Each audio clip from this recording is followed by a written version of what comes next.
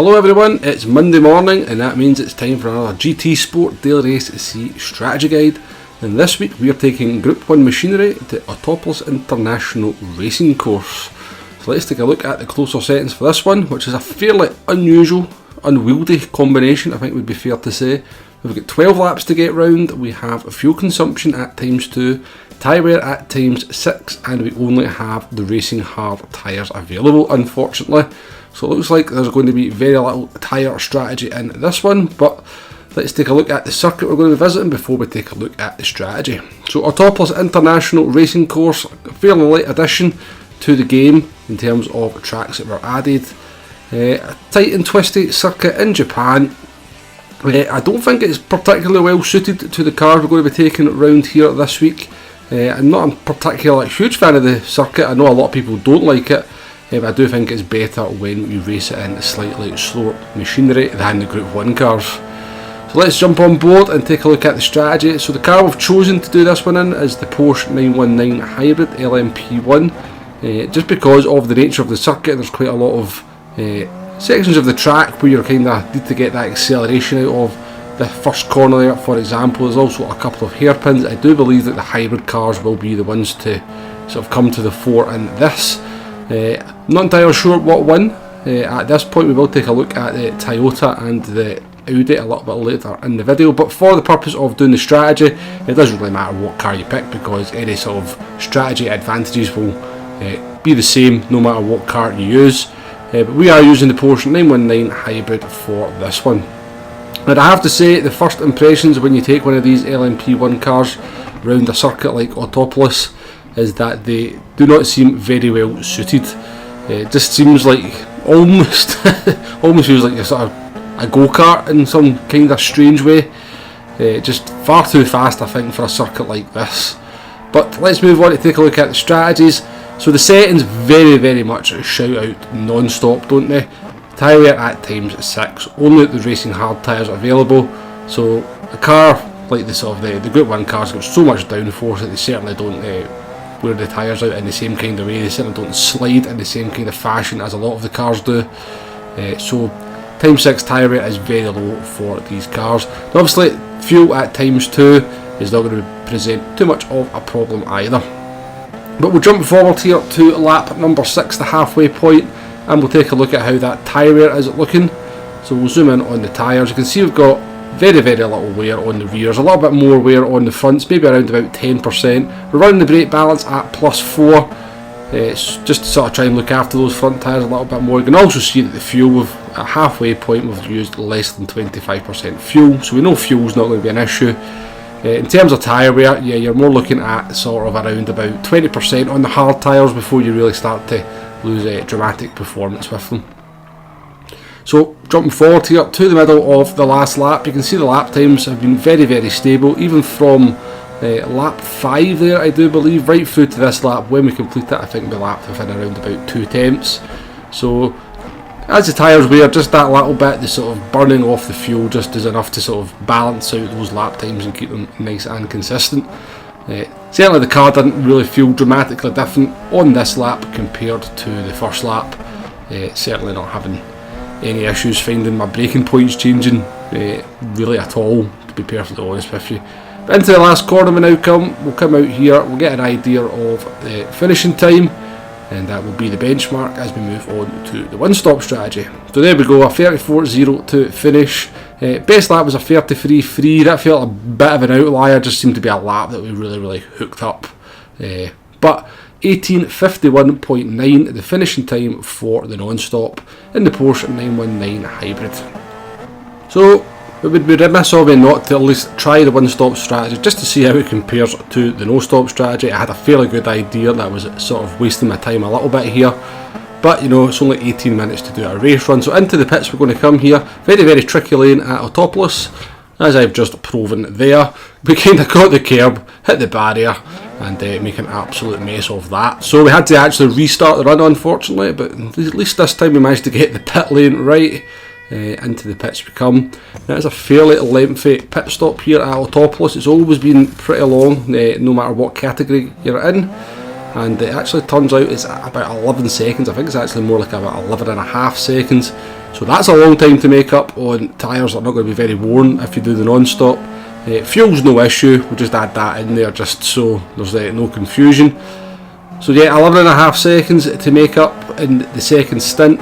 Yes, the new fresh hard tyres are a little bit faster in the second stint. We actually made a mess of our first flying lap there, lap number 8 being a 32.3, so I reckon we lost a second easily on that one. We eventually managed to sort of start hooking some laps up towards the end, but to be honest, we'd need to be nearly 2 seconds a lap faster on the second stint than the non-stop to come anywhere near close to making up that difference, and that's not including traffic as well.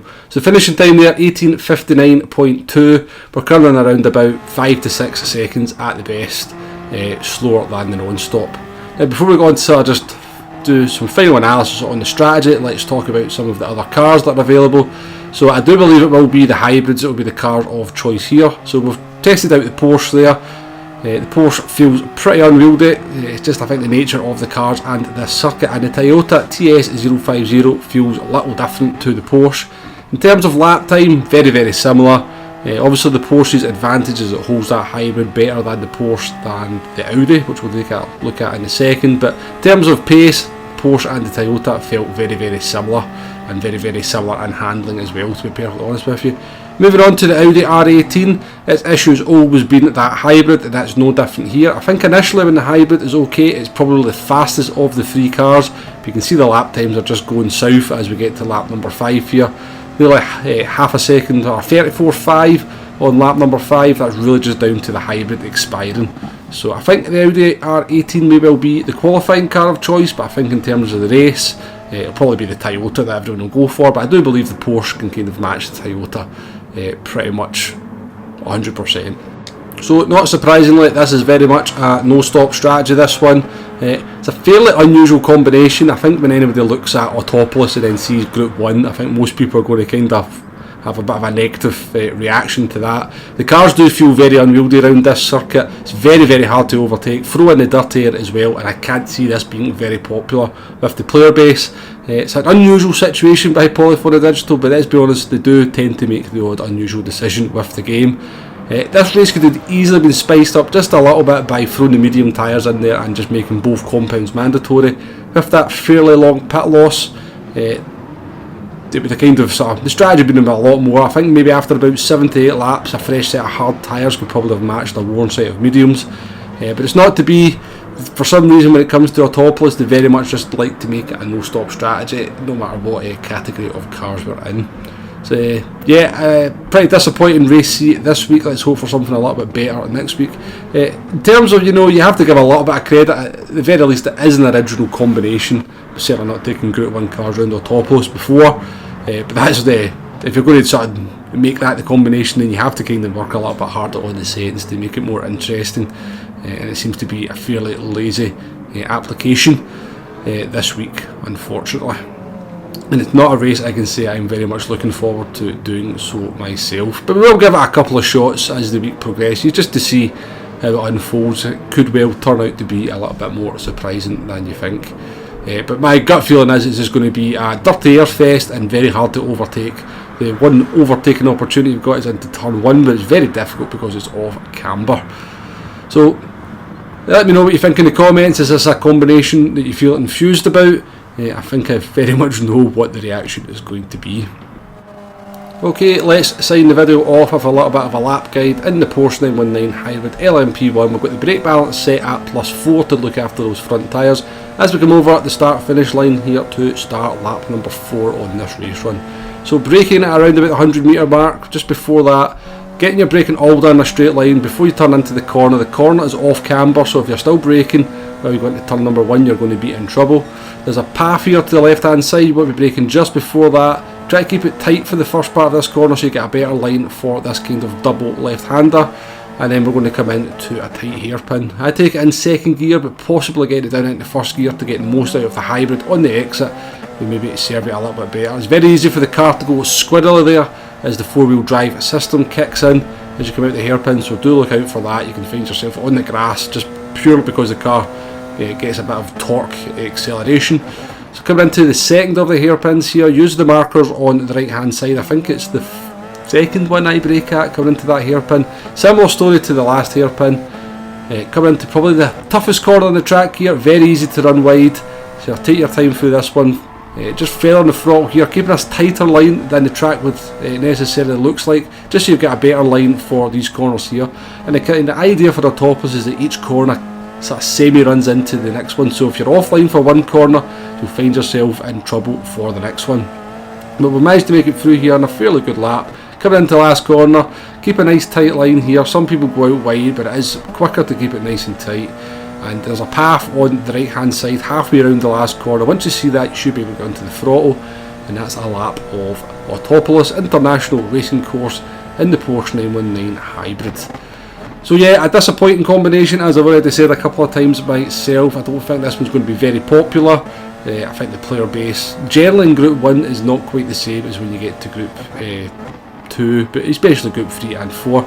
Anyway, all that's left to be said is please do hit that like button, please do hit that subscribe button if you like what we're doing in the channel, and we'll hope for a better combination next week. And until next week, thank you very much for watching, and I shall see you on the next one. Goodbye now.